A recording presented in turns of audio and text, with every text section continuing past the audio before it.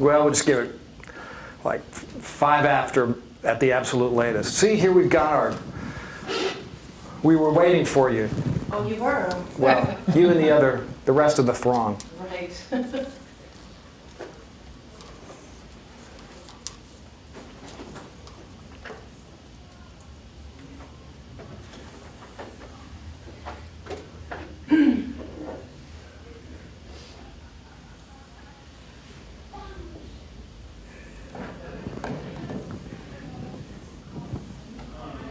And you're having a sort of hands-on practice session after this, right? I am. Yeah. Yeah, and in fact, for that, I'll be specifically taking some of these slides that we'll be looking at and saying, here's how we do that.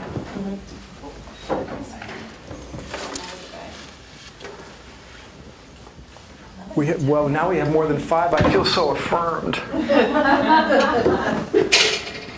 know I'm presenting tomorrow too, so I have crowd size anxiety. It is what it is. Unless you can persuade people to say that it's more than that. Yeah.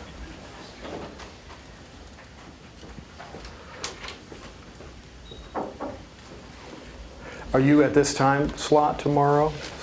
Actually, yes. So tomorrow we're competing. Oh dear.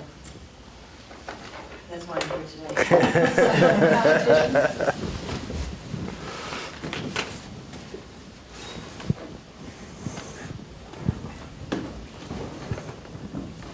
You don't have to sit there. I'm just giving you the option.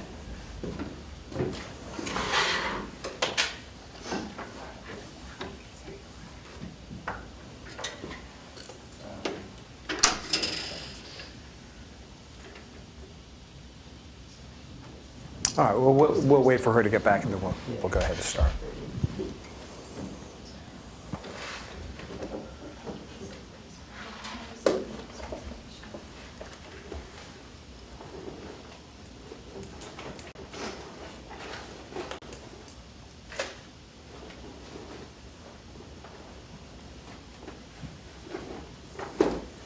Last time I talked to you, we hadn't figured out what you were going to wear yet. Have an idea, but you don't have it acquired yet. You didn't make any purchases.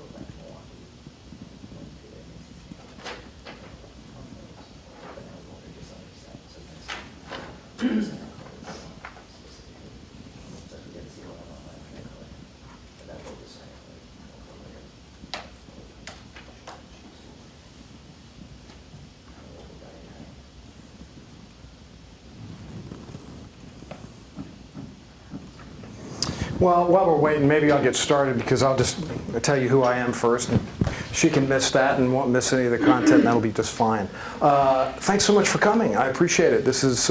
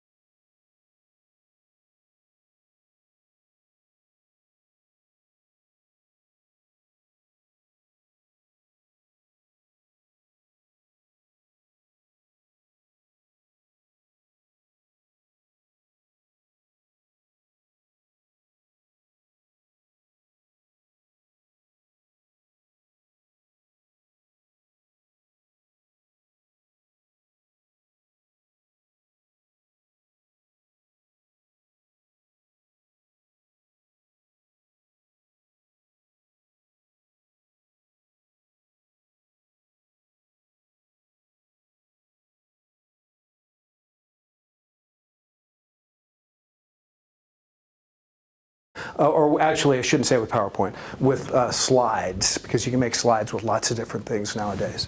And so what we're going to be talking about is not specific to PowerPoint. It's about a particular type of design that I'm persuaded is a better way of designing slides, especially for instructional communication, which is kind of what we're all involved with. Okay, that's enough about me, and we're on YouTube, and rather than go around the room, maybe we'll get to know each other as we go along. But I'm just gonna kick right in if that's okay with you. A presenter's job, come on in, is to blank. What do you think? Facilitate. Okay. Communicate, facilitate, inform, engage. All good verbs. Anything else? Present. True. I'm going to suggest that there's a category that sort of wraps all of it up, and that is to influence. Presenter job is to influence, to move an audience from current state to future state of one sort or another, whether that's to teach, to inspire, to inform, to suggest, whatever it might be. That really, if we're going to present, or whether that is in front of a room like this or online, doing online instruction, the presenter's job we could see as to influence.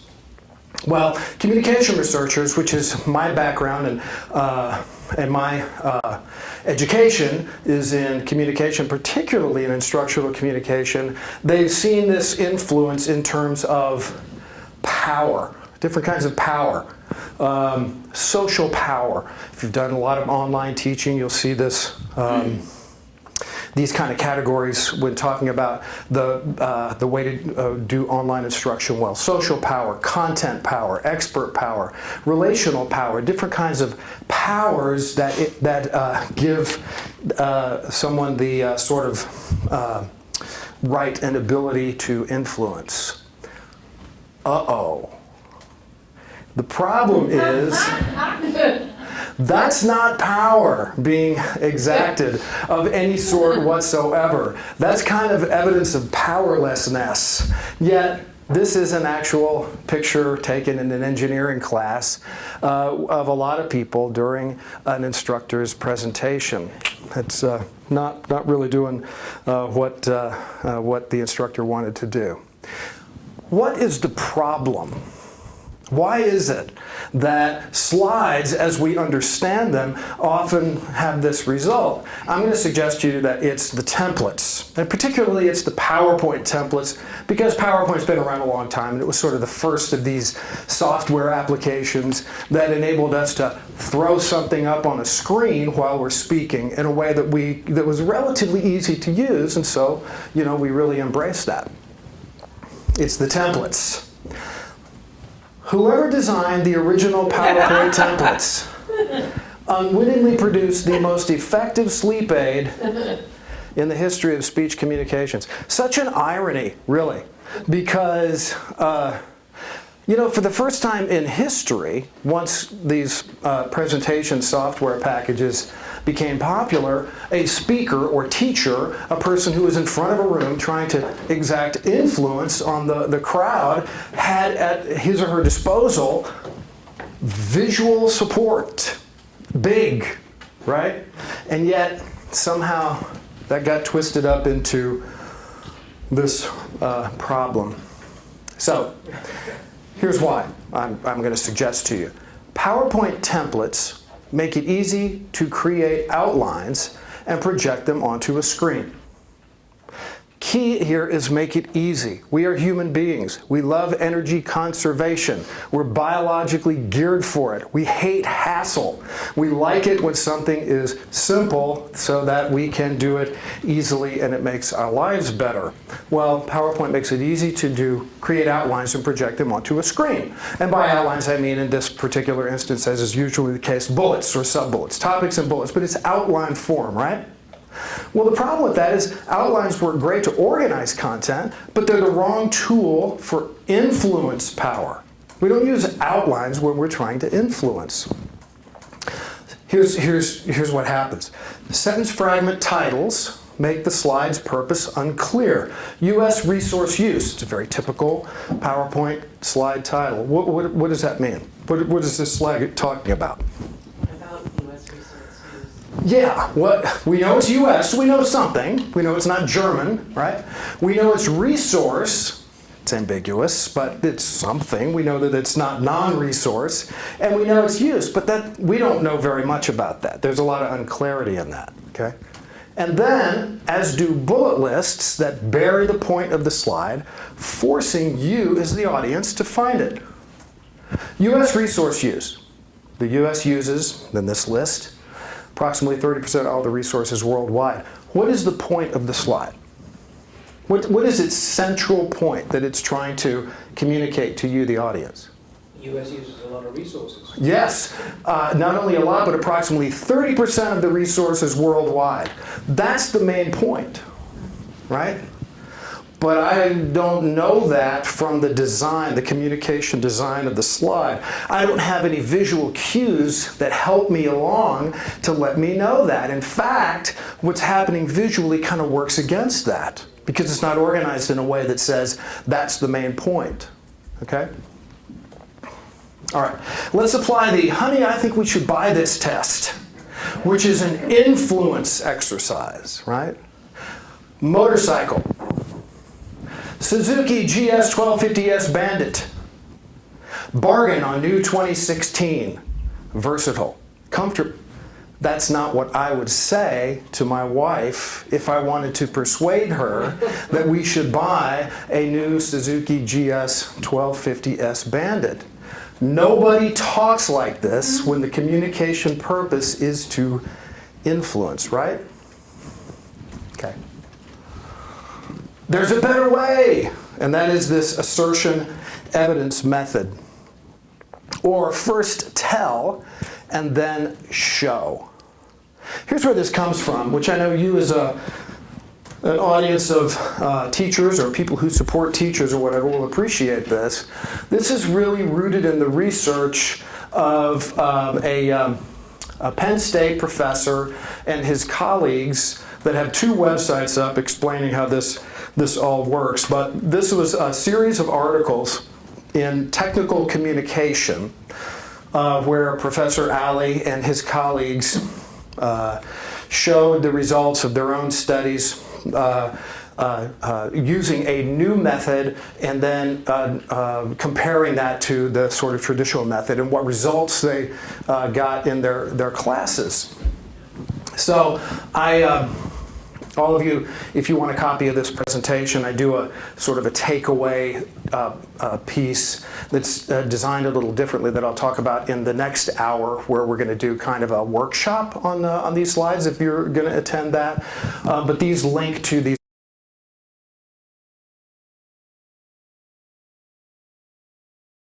Evidence.com is kind of the popularized version of this material. For example, they'll say model talks and undergraduate talks, for example, where they have videos of people who are using this method, usually in their engineering classes. These are technical writers, technical presenters, teachers who are doing this material. And then there's also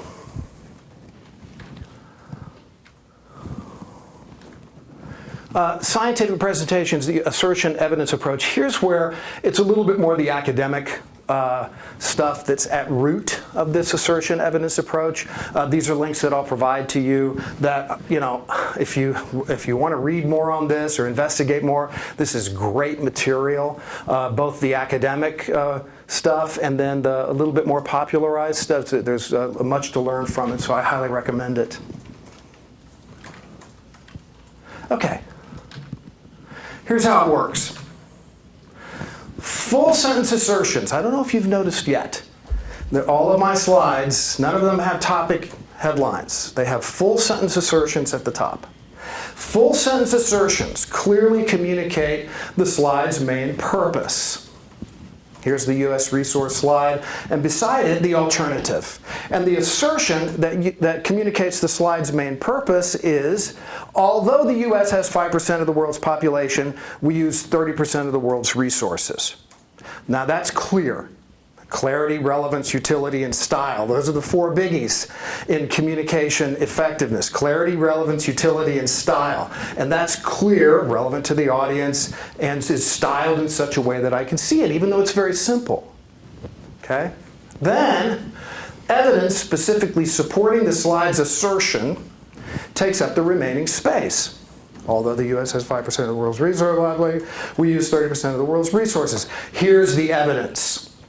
Here's a bar chart or whatever the case might be, showing at a glance, perhaps in a very complex way, the hopefully or preferably visual evidence supporting the slide's assertion. These University of California engineering students who saw the slide on the right scored significantly higher than those who saw the other. So, you know, the construct, content retention, was significantly increased. That's part of the one of the journal articles. In fact, I think maybe the original one of this whole series, which is referenced there. But in addition to that, which is a really great outcome that they really didn't expect, but happened was, plus, those who prepared and delivered assertion evidence slides reported greater understanding of the material. So the students who were doing their assignments, or even the instructors who were approaching it this way, reported their own increase in understanding when using this design. Now, questions so far? Okay, why? Why do assertion evidence slides work so much better than outlines in this context? Nothing against outlines. Outlines are awesome, but outlines have a communication purpose. That's basically to organize our thoughts and organize our material as a starting point, right? So that we can make sure we've included everything that we're supposed to include or need to include in whatever it is that we're going to do. Now, I'm going to maintain that a big reason why they work so much better is that we think, value, and act according to internal worlds formed and shaped by stories. This is the work of Walter Fisher, who was a professor in the mid-'80s at USC, a communication professor, and in the devised a communication theory that all graduate students of communication studies learn, known as the narrative paradigm. Remember in the 80s, big part of the cultural lexicon was paradigm shift. That was from Kuhn's The Structure of Scientific Revolutions, and it, had a meaning, meant this sort of shift from one overall view to another that couldn't actually be totally explained by, one set of evidence utterly beating the other or whatever. It was sort of a little bit mysterious, this shift that happened. And so Fisher saw his communication theory as that kind of thing, a paradigm shift, something new, something important, something big, and so he called it the narrative paradigm. And his assertion was, his thesis was that narrative is the form, the structure that our brains take in reason, value, and action. Big words, right? So, just a quick story. I got my master's degree in communication at the tender age of 51. And the first semester that I drove 50 minutes to Whitewater to take this degree, both of the classes, part-time, I was working at the university. I wanted to take a UW program, but you had to quit your job and act as though you were getting the first step of a PhD. And I said, I'd love to do that if you'll pay me. They declined. I don't get it. Anyway, so I did it this way. And that first semester, both the classes that I had were super quantitative, because part of the program down there is super quantitative. And got through the classes, but it was sort of mysterious to me, and I I didn't have a really good time with it, right? Statistics and etc. All good, passed, got a B, but didn't really enjoy it so much. And I thought, wow, what have I done? And then the second semester had a couple of professors who were much more qualitative researchers, and this is where I learned about the narrative paradigm, among other things. I was thrilled. This really turned me on and rang true to me much more. So I don't know why I told you that story or what meaning that had for the presentation, but there it is. That's my introduction to this. But Fisher's basic point is that everything that we think, value, reason, whatever, it's really rooted in stories that are going on in our heads based on our experience, whatever that experience might be. Well, the great part about this, the easy part for communicators, is that every story has the same basic structure. Scene, where, when, every movie starts with setting the scene. Here's where it is, when it is, whatever. It's at night, it's a day, it's in New Orleans, it's in Germany, it's whatever the case might be. Next, who are the characters? Protagonist versus antagonist, hero versus villain. Who are the characters of this story? Third, and perhaps most important to what most of us do when we are using PowerPoint to help influence students, is the plot. Taking imbalance to balance, lacking to filling, wrong to right, desire to fulfillment, fear to rest, ignorance to knowledge, moving, influencing something from current state to future state. And so, because of that, assertion evidence slides present content in what we could call narrative argument form, which our brains by nature attend to, analyze, and associate with our experience, which are kind of the three initial steps in learning or in changing. We attend to something, we analyze it, break it apart, put it back together, whatever. We associate that with our experience. That's scaffolded onto what we know, and that becomes a part of our storyline, our narratives. And that's the way these slides work. So they speak to us in this natural kind of way, as opposed to outlines, which don't speak to us in the natural way of learning and influence. Plus, infographics, the evidence part, clarify data-rich content showing relationships at a glance. This is the same content.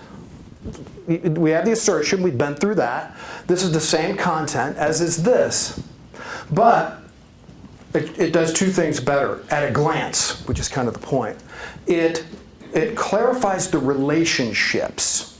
Because here we can understand what those relationships are. It just takes longer to do that. To get through 41% of aluminum worldwide, 31% of the petroleum, etc. Here it clarifies those relationships at a glance. We see that the aluminum is bigger than the zinc. Okay? Any questions on that? And by the way, this all can, I've got these very, very simple, but this can be as detailed as whatever. You can have the raw numbers, the percentage numbers, all of that sort of stuff in those graphics. Okay. So practicum, so what do we do? What do we do differently than what we've done? Other than, first, making sure that our assertions are at the top of each slide. Use bar charts when you want to compare at a glance, as I just said. Spring motorcycle reduced prices. As you can see, I'm kind of into motorcycles. I'm an avid motorcyclist, and so I use motorcycles as my examples here. So the point of this bar chart is to show, what does this bar chart show at a glance?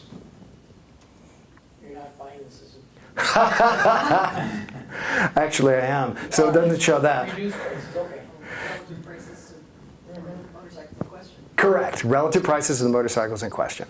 Yes, I can ascertain, even with the limited amount of data that's on there, I can ascertain that the Suzuki is a little over 6,000, the BMW is a little under 14,000.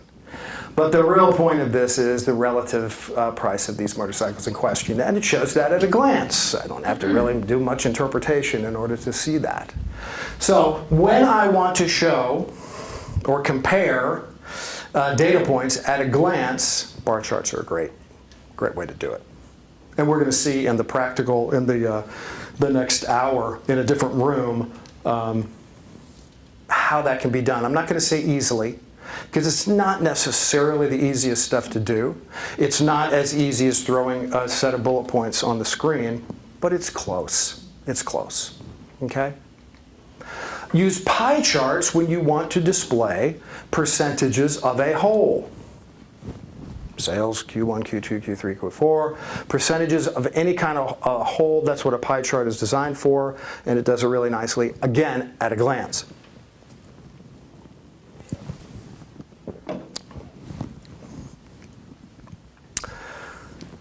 When you display spreadsheets, and sometimes we have to, right? Sometimes you have to display tabular data. Depends on what you teach, but sometimes you do, in my experience. Use call-outs to focus attention on the data most critical to your argument.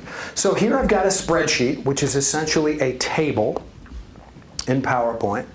And then if I use a call-out with some movement, then I can call out or emphasize or show or focus on that data point that is most relevant to whatever it is that I'm asserting at the top of the slide.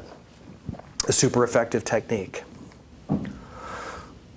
When you must use a bullet list, which sometimes you do. Why? Because it's a concession to doing something with relative mediocrity? No, because sometimes the evidence for the assertion that you're making is best made through a series of sentences or sentence fragments. Sometimes that is the case.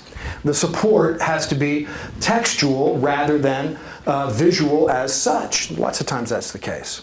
But when you must use a bullet list, use sentences or fragments instead of topics. The first item is this, a sentence. And the second item displays the same stuff, a sentence. And the third item always acts with zeal, a sentence. And here's a fourth item I'd like to talk about. Same principle.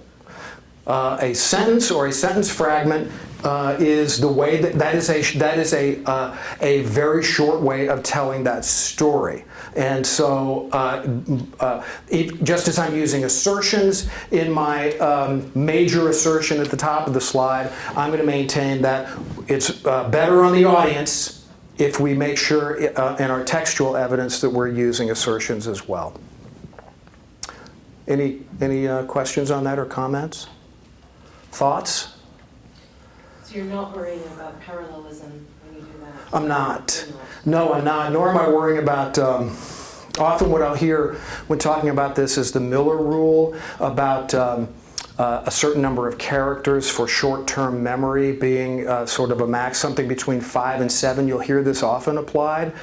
Miller himself, when told about certain applications of this rule, which was really about in computer science or whatever, chunking for short-term memory, which is what produced things like the way that we do phone numbers, right? He said it has nothing to do with that.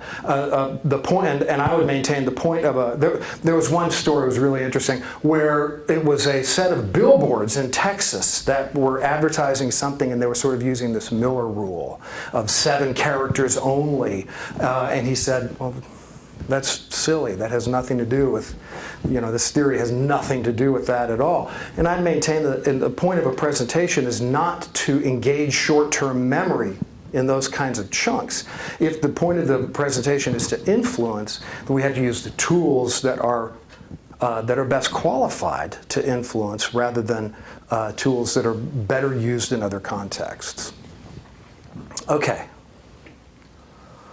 When you must use a bullet list, review the list one by one to avoid cognitive overload. You'll notice I've done this when I've used a bullet list.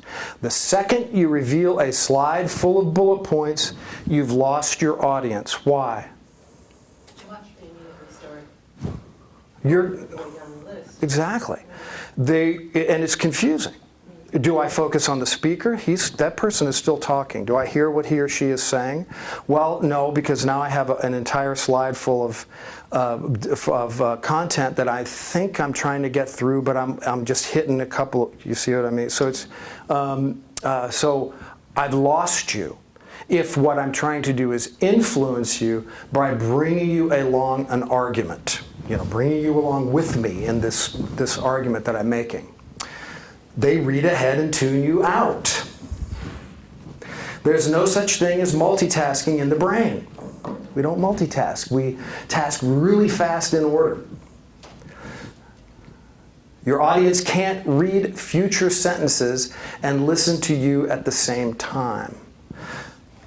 These are practices that are a little bit unorthodox. You see people using these sorts of practices, but I often, when I encourage people to use this, especially, if someone at Do It has asked for my help on a presentation that a CEO, the Chief Information Officer or bigwig is giving to the entire department or division or whatever, and I'll make these suggestions. I'm not, quite frankly, trying to change that into a whole system like this would be impossible, but you try to make some suggestions to improve as you can. This meets with resistance.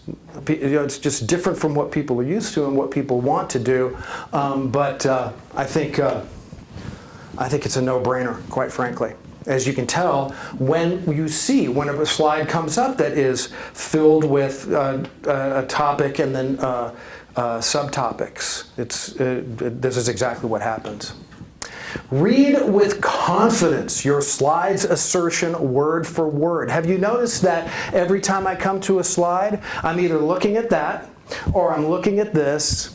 Usually I'd be looking at a screen or whatever. Generally speaking, if I'm reading that assertion, you are likely looking at the slide and reading along with me, as opposed to looking at me. I have experimented a little bit in this room, but not as systematically as I really wanted to. I wanted to experiment today with doing this on every single one. Read with confidence your slide's assertion word for word, directing you even more, your attention even more to the assertion so that there is no confusion whatsoever as to what it is that this slide is about. And I just neglected to do it on every one, but I really want to try that. Don't say things like, I won't read these for you. Have you ever heard that? Obviously you have, because you chuckled. Yes, hear it all the time. I won't read these for you. That is a message, I maintain, that is a message that communicates that the speaker knows that this is uncomfortable. This doesn't work. If I have an entire slide up on the screen, and I'm standing talking to you, and if I feel the need to say to you, I won't read these for you, I think that reveals a level of a disconnect or discomfort, a knowledge that doesn't really work, but I put it up there anyway because that's what I'm used to doing. So, don't do that. There, it's like Strunk and White. I've gone prescriptive on you. Don't do that. Don't say things like, I won't read these for you. That doesn't help your audience follow your narrative argument. Not at all. A jumbled slide on the screen while you say other things is a liability to your audience's understanding. Not helpful. It might be on the screen, it might be part of your PowerPoint, but it's not helpful to your audience's understanding and therefore not helpful to your influence power. Once you've read the assertion word for word, that's the time. Once you've read read with confidence your slide's assertion word for word.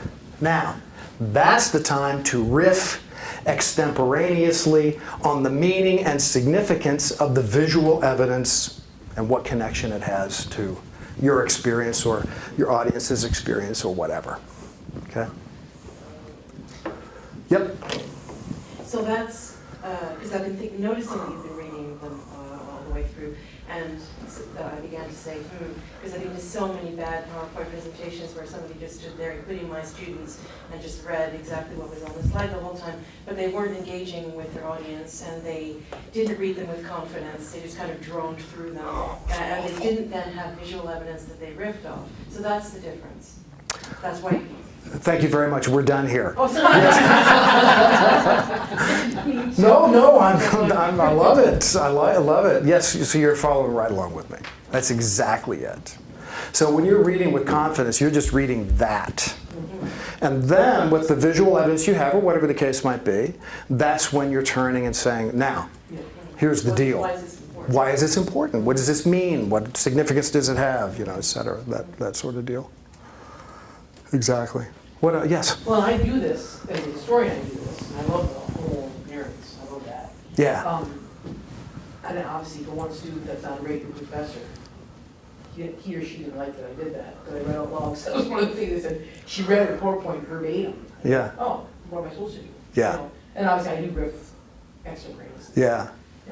I like this is great, yeah. Oh, cool. All I can say is, the more, and you may do this, but the more you can make the distinction between that assertion and the evidence and style. The assertion is words, I read them.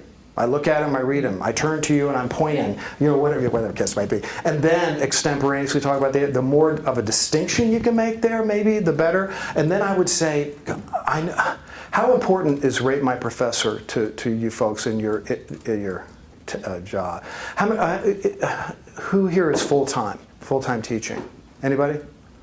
Okay, so all of us are part-timers. So no difference. So if rate, yeah, I'd say if you're doing that, if you're reading the assertions or whatever, and then going over this visual, and somebody says they read the PowerPoint slides, and I'd say, I did, yes. Exactly. I did that for a good reason. My cousin alerted me. He said, "Oh yeah, you got one on this." They didn't like it. I said, "Oh, okay." I don't think I've ever checked my professor. My cousin alerted me. Now I'm gonna go home and do that with fear. Well, as an advisor, I've had students say, "I want to go to rate my professor before I sign for a class." They will do that when Yeah. they're signing up for class. Oh, is that right? Oh yeah, I've had that. Yeah. Huh. As an Interesting. advisor, I've seen that Yep. too. Oh. Yep. Man, I better go check those out. But I wanted to say, I'm an English teacher, and Yeah. I love this because you're using full sentences. Yeah. So they're really using their writing skills to Yeah. make this Yeah. sense, Yeah. And they're having to think about the logical relationship between actions and ideas. And so, which all I think is learning as they do it too, Yeah, I think the huge difference is between what is the purpose of an outline? And once we ask that question, it's like everything just becomes so obvious in this. It's not hard because when we think, okay, well, if I think about what the communication purpose of an outline is, it's just to organize. And it's great for that, but it organizes my thoughts. And I start there and wow, man, I find myself including things that I wouldn't have before because I'm doing kind of a thorough outline or whatever. But that doesn't mean that that's what ought to go up on a screen as we seek to take that material and then turn it into something that has influence power or whatever you want to call it, is instructional, is where people can actually learn from, where they can follow along. And by the way, this format, it works face to face. I find that when doing either like Camtasia, I don't know if you've ever worked. Okay, so doing you can take Camtasia and you can do a presentation where you take PowerPoint slides. It ain't the greatest thing in the world because it turns each slide into a ping. So that means you got to have everything on that slide. There's no movement. Right? You just got to have everything on the slide. So, and then you do a voiceover, over that or whatever. But I use exactly the same technique. If I had this and it was a Camtasia, first thing I'd do is I'd say, read with confidence your slide's assertion word for word. And then, since you can't do this, where this is the same slide, but I'm using, the PowerPoint, the click-through, what you can do is this becomes 2 slides. This is one, then that's the second slide, this is the third, this is the fourth, this is the fifth, and then you can do the same kind of reveals in using applications where it's got to be one slide after another, as opposed to movements within the slide itself, if that makes any sense. But I think it works online too, especially there where there's less chance in the moment for clarity and explanation. I mean, someone can, email or join a discussion. I love the online environment for teaching. I think it has many advantages, but this isn't one of them. You know, the interaction that can happen in the moment between us is obviously not one of them. So, but I still think that, so perhaps, especially in that environment, the clarity of this kind of approach, I find to be super helpful. And I think the students do too. Any other questions, comments, any objections? Anything pop in your head like, yeah, well, how about this?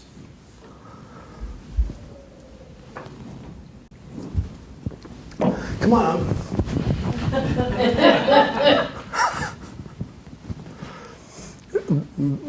There are often some. The reading off the slide thing was going to be my objection. Yeah. You've already persuaded me. Yeah. Well, it's so I'm glad that we could clarify the distinction. Yeah, reading off the slide for the assertion, and then if you're doing bullet points one by one, but that extemporaneous riffing is super important. Now that's another thing that is more difficult when doing the online version. However, what I find myself doing is I do my very best not to script out that whole thing, and to do the audio where there is extemporaneous riffing based on my experience and knowledge of these things. I mean, it's not as though these are new to me. And so I will find opportunities not to be scripted, but to talk through in a way that communicates ease, you know? Anything else? Any other questions? Comments? Well, you've been awesome and super engaged and engaging for me, and I sure do appreciate it. So now it's your turn. So we got 20 minutes left. So tell us who you are and why you're here. Wow. Do you know, I almost never do that in my classes, my face-to-face classes. Like we'll have, let's say we're doing HTML and CSS. It's very popular. And so we'll have 15 students sitting around computers, right? And I used to do the let's go around the room, and right?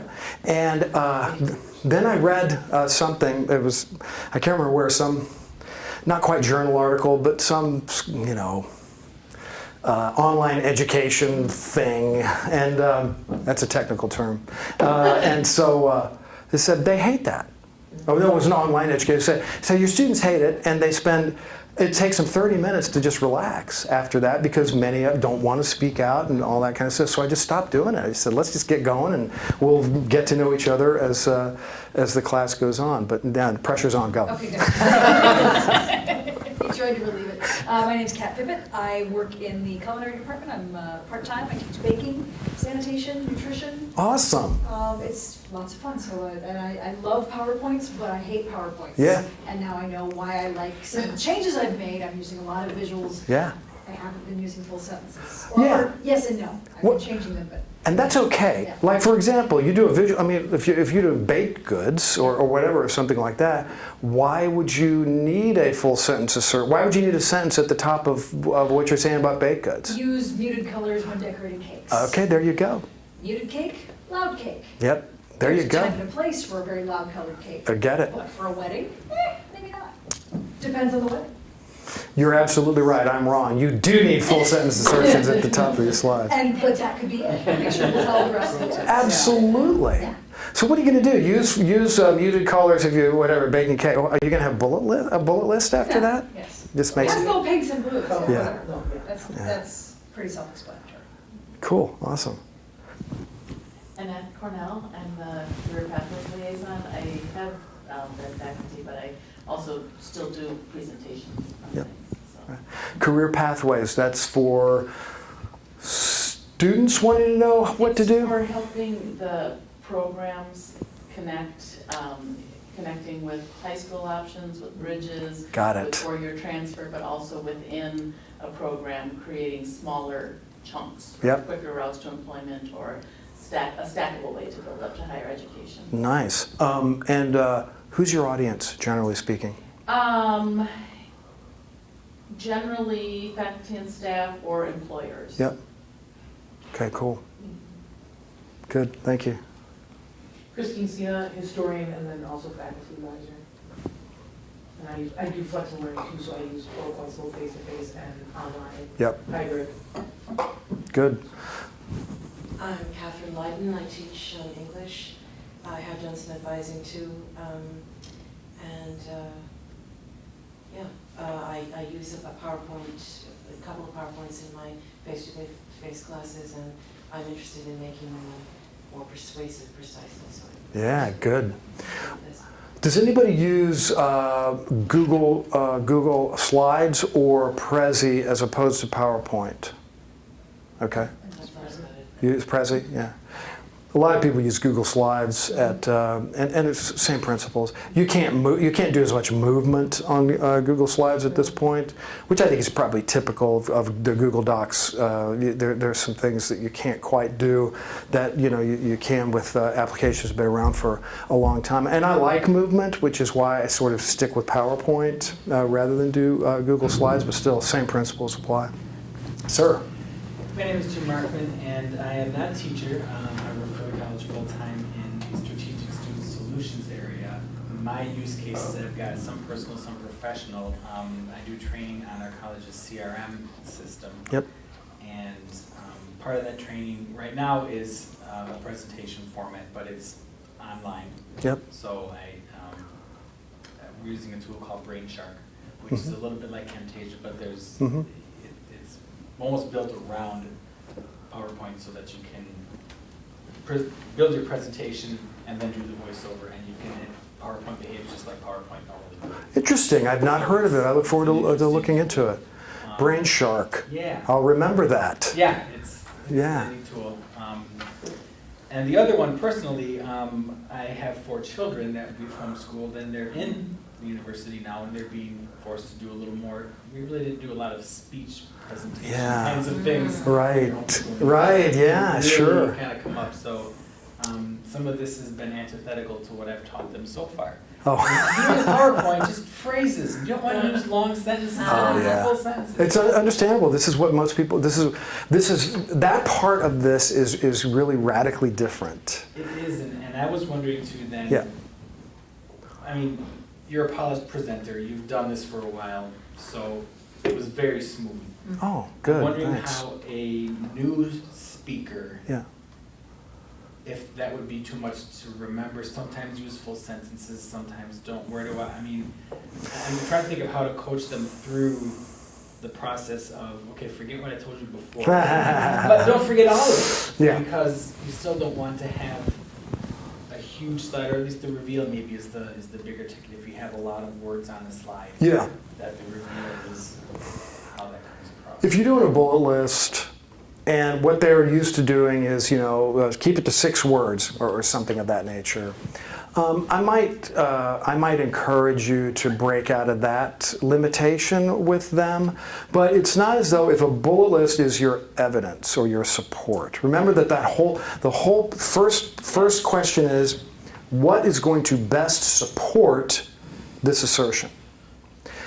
And when I say best, that can include a lot of stuff, including how much time do I have before my class begins, right? Absolutely. Those practical considerations are a part of our valuing of what should go in there. So I would say maybe start with that question. What is going to best support what this assertion is? And if it's a bullet list and a sentence fragment of a few words communicates the story of that particular bullet, that piece of evidence or support, then I think a fragment is just fine. A fragment is a sentence without some of the prepositions and articles and, et cetera, in it. So I would say you could stick with keep it short if you can. But if you add that, remember, sentences are the way we talk to each other. So the closer you can get to that, the better off you are in approaching clarity, in my view. I think the assertion-evidence model is going to be the biggest Yeah. thing for them. Is you're not just throwing ideas out there. You're making a statement, Yeah, and then you're backing it up. You're making another That's statement, it. and then you're backing it that's up. it. You're making an argument, Yeah. really. And these are persuasive speeches. Yeah. That's exactly what they're doing. One of the nice things about what PowerPoint will do, I don't know if these other applications will, I'm going to go over it when we do the workshop next for those of you who are going to do that. We have to move to another room, but anyway, we're going to do the workshop. You can, okay, let's say the process is you make your outline, right? If you're going to do an outline. And then you can make the argument flow from that outline, okay? So, you know, these assertions. Like, let's say this presentation is going to have 15 assertions, right? I can write those 15 assertions as paragraphs, save that as a text or a rich text. I can't save it as a Word doc, but I got to save it as a text file or an RTF, a rich text file, which Word does easily.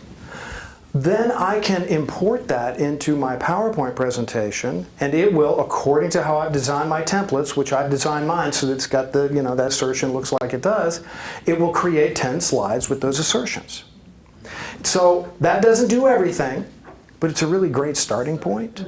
And then from there, then I can make changes based on what I need, whether it's, you know, the bullet list here or anyway.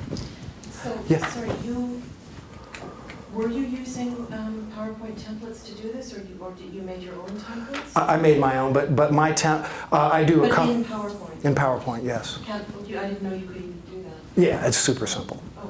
Yeah, you don't have to use a PowerPoint template as such. But this I think I did. It's just the basic nothing. You know, and then. I know, but I've always had trouble using nothing or trying to use nothing. I found it complicated, but. I hope you can come. We're going to. Okay, good. We're going to. That's the first thing we're going to go over. First thing you do is establish what your template's going to be. And you'll notice I didn't do any branding. I didn't put any logos on here, blue swooshes or, you know, airplanes, any of that kind of stuff. I think almost all of that is just distraction. Now. So yours are the nicest slides I've ever seen. I think, visually. Oh, good. Well, thank you. You know, so I can acquiesce to the argument that for branding purposes, for whatever reason, there should be a logo, you know, the site logo or like Madison College's logo or something like that. But if that's the case, that's as far as that I would argue. That's as far as you go, and you know, you have it in a corner so it doesn't upset where you're going to put the content or whatever. I will show you how, and I did this. It's very subtle, but I will show you how I incorporate some Madison College branding in this presentation, and that was mainly through color. Yeah, I did a custom color scheme that used Madison College colors that I got from the website, because, you know, that's what I do. Yes, you are? Hi, I'm Jessica, and like Jim, I am not a faculty member. I support the student services areas in process improvement and project management. So my use case for presentations is in the discovery phase of the project, getting buy-in from leadership, faculty, and staff to get everybody on board with, this is a big project, we're all on the same page, everybody's excited, we all agree that based on this data, we need to change what we're doing. Yeah. And then kind of at the tail end of the project, possibly some training, and then some reporting out. So Yep. here's the data on what we did and how it's improving the student experience.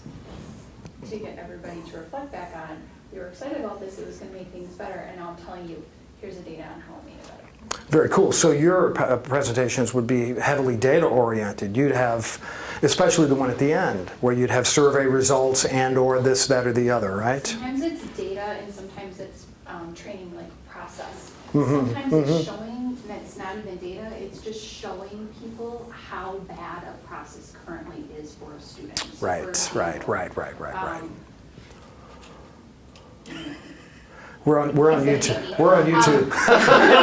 He didn't have anything to do with this, but one thing that I'm probably going to do with a project that I hope to work on in the next year is show people how to complete an admissions application for MATC. Yeah. And that's just not really data driven. Understood. It's just showing you how yucky it is. So Now- that you can feel that. Understood. And then go, why are we being No one here should have to to do do this. that? Now, in that And then particular, everybody's on board with yeah, that, right? That feeling. yeah, If students do this, Yeah. Now, in that particular instance, PowerPoint or your presentation slides they'd have a limitation. They can only go so far, and then you'd have to move off into the application itself. Yes, often you're going back and forth between a slide deck and actually navigating a system. Which is part of how this works nowadays. That's Jim's presentations as well. Often in the training component, it's a slide deck, Yeah. and you're navigating a way to actually navigate to the system that you're displaying. Yep. But the slide deck is still there. Sure. Understood. So I like this. I try and figure out how in those different use cases I could use it, and it might be a little challenging. Right. But I think the reward there of thinking about it differently would pay out. Terrific. My name is Andrew. I joined the college in the fall. I'm on the admissions team. I'm one of the admissions coordinators for the college. He did not design you. Just got here. So at the moment, I presently don't have specific cases Yeah, where yeah. I implement what I learned today, but I was curious.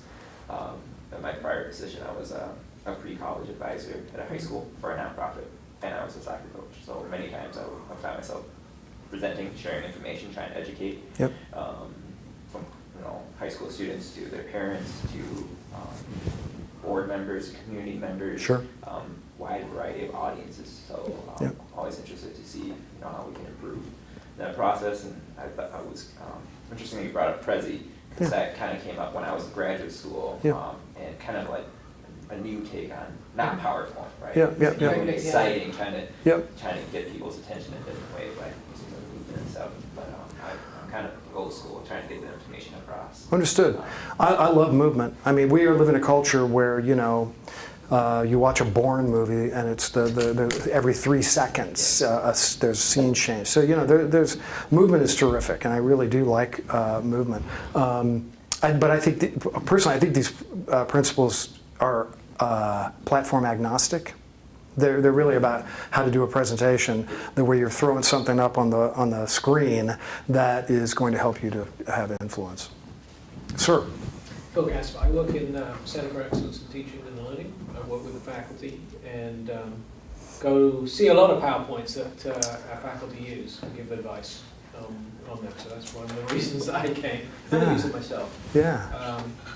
I see a lot of bad PowerPoint presentations. Yeah. This gives me some ideas about suggestions to make. A lot of people use the canned presentations that come with textbooks. Oh, yeah. This was particularly true of Yeah. science instructions, Yeah. because there's a huge amount of information Yeah. that they're covering, but the slides are really, really boring. Right. They're just information overload dumps, basically, and they don't really, Yeah. There are some things that slides are good for, and some things that they're not good for, and I think that's one thing that they're not particularly good for, but that's what you get. Understood. Each chapter has its, Understood. sometimes there's 50 or 75 slides, which is, way too many. Yeah. I'm thinking through how, in those kinds of settings, Oh, I understand totally. they could use something more effectively. It may just be that you don't use slides Right. for that portion of a class, and there are other things that you could use it for. Yeah. Particularly when you've got the basic information and now you're trying to make an argument around it, or Yeah. decide between policy options, or that kind of thing. Right. Understood. Yeah. My method on that would be to redo them, but that's high effort for the return. Yeah. No question about it. And the return for just using the slides is just ease. And who doesn't like it? All of us do, because we hate hassle and we've got other things to do. That'd be an interesting service to take slides like that or whatever. The interesting thing to me too is the original research on this from Ali and his colleagues is it's all super technical. It's technical presentations. And that's where sometimes I would hear the argument, well, that's fine on whatever, this kind of presentation, but I do technical, scientific presentations. And their argument is that's when it's especially important. That in process, it's engineering, process flows, mechanical, schematics, that sort of stuff, that it's especially important to do this assertion evidence approach. Tufte, who is extremely critical of PowerPoints, blamed the information designer blamed the Challenger disaster on the limitations of PowerPoint presentations and how they had become at NASA so ubiquitous. And the limitations of what you could show in that method was, he sort of said that he held that responsible for. Now, who knows if that's true or if that's just, total exaggeration. But my point in saying that is these people who are involved in heavily technical sort of presentations, often they make this argument that this is the way you have to do those, or this really improves that whole process, I don't envy you. I shall track that down and take a look. Yeah. I don't envy having to tell the science teachers, well, you're going to, really the answer here is just to take this information and read you these presentations, because what they're providing you is good content, but very poorly presented for learning. That's not a message. It's basically what you started with, is an outline of all the material. Of course. Chapter. Yeah. Outlines, great. Word documents are great for outlines. Terrific. But, not so much this. But thanks. Yes? I'm Randy Way. I'm the Associate Dean in the School of Applied Science, Engineering, and Technology, formerly faculty. In fact, I used to get invited to the CEDL talks when they would hire new faculty. They'd put this panel together to talk about teaching. And my advice to the new teachers was abandon PowerPoint, which might be what got me not doing that anymore. I don't know. But I should have qualified that. What I meant by that statement was abandon the PowerPoint that comes with the textbook because they're crap. Yeah. And in my practice as a teacher, I opted to do things outside of PowerPoint because what came with the book was so terrible. But another option would have been to construct an effective PowerPoint. Yeah. Yes. I think, if you're doing, 5 sections, or if you're doing two or 3 classes, even if it's a summer project, it might be time well spent. That's the way I would look at it. But that's me. I'm so glad you all came. We have to end because I have to be at 2:15 at the new room to go through how to make some of these kinds of slides. That room we are changing. We're not staying here, unfortunately. D3612. Yes, D3612. I have my map. It's upstairs. You guys are probably more familiar with where stuff is. Thanks again, everybody. Appreciate you coming. Thank you. Yeah. Well done.